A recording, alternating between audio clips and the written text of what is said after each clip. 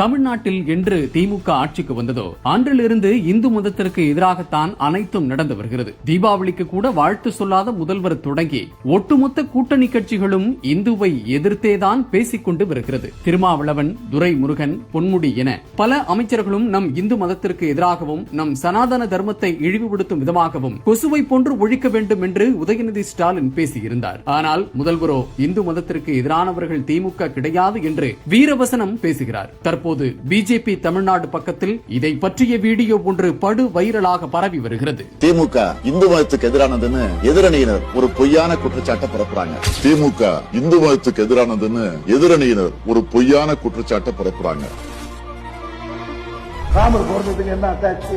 எங்கடா பிறந்தாரு? ராமன் ராமன் 26 செய்தி. கொசு, டெங்கு காய்ச்சல், மலேரியா, கொரோனா இதையெல்லாம் நம்ம எதிர்க்க கூடாது, ஒழித்து கட்ட வேண்டும். அப்படிதான் இந்த சனாதனம்.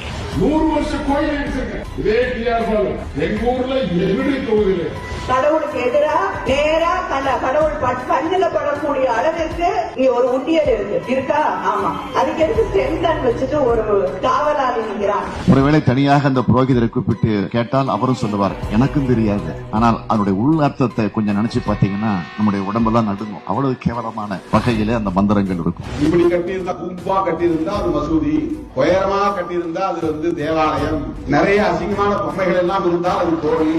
இந்து மதத்தையும் இந்துக்களையும் தொடர்ந்து இழிவுபடுத்தும் திமுகவை ஆட்சியில் இருந்து அகற்றிடுவோம்.